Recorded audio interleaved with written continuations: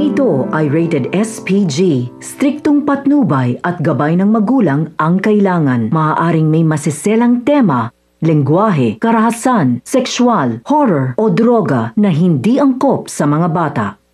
Di pa rin nga kumbinsido si Ramon na tunay niya talagang anak ang ipinakilala sa kanya ni Olga sa kabila ng maraming beses na itong pinatunayan ni Olga. Dahil wala siyang maramdamang lukso ng dugo kay David, hindi tulad ni Tanggol na sa unang kita niya pa lang ay ramdam niya na anak niya ito at kamukhang kamukha niya ito nang siya ay kabataan pa. Kinabukasan ay isinama niya si David sa isang firing range upang obserbahan kung paano ito kumalabit ng baril. Ayon pa kay Ramon, ang isang Montenegro ay matapang at buo ang loob. Sa unang pagsubok ay sumablay si David hanggang sa maulit ito. Kaya naman tinutukan siya ng baril ni Ramon at tinanong kung anak niya ba talaga ito.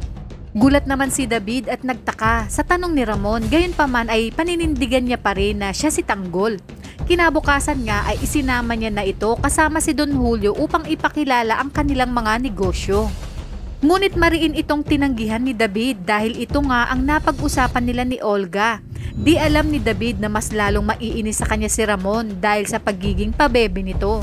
Bitaw ng salita si Ramon na kung ayaw ni David ay huwag pilitin. Magpapaawa naman si David at sasabihin na gusto niya naman umano ng negosyo pero hindi tungkol sa droga.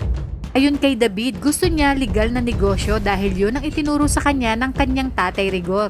Dito nga ay umaandar na ang kanilang mga plano. Alam nating mortal na kaaway ni Ramon si Rigor kung kaya't makakaramdam ito ng pagsiselos. Binalaan ni Ramon si David na wag nang mababanggit nito ang pangalan ni Rigor sa kanyang harapan pag sila ay magkasama.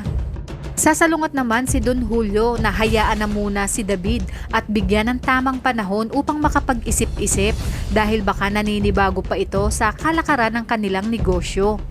Sa kabilang banda, nakaisip na nga rin ng paraan si Olga na magagamit niya si Mokang laban kay Ramon dahil pag dumating umano ang araw na nalaman na ni Ramon ang tungkol kay David ay palalabasin niyang wala siyang kinalaman at magkasabuat sina Mokang at David sa lahat ng pagpapanggap. Sinabi pa ni Olga sa kanyang sarili na sina Mokang at David ang nagplano ng lahat dahil gusto nilang makuha ang lahat ng kayamanan ni Ramon habang si Marsing naman ay magsisimula ng iparamdam kay Rhoda kung ano ang ipinaramdam nito sa kanila. Kaya naman ito ang kanyang unang patikim sa kanyang 5-6 hanggang sa dumating sa punto na mapilitan ng mangutang si Rhoda at saka siya gigipitin ni Marsing na siyang bagay na ginawa noon ni Rhoda kay Marsing. Pakaabangan natin ang bagong hari ng Zelda na siyang papalit kay Bong dahil sa matagumpay ang naging unang misyon ni Tanggol na mapatay si Sibylla.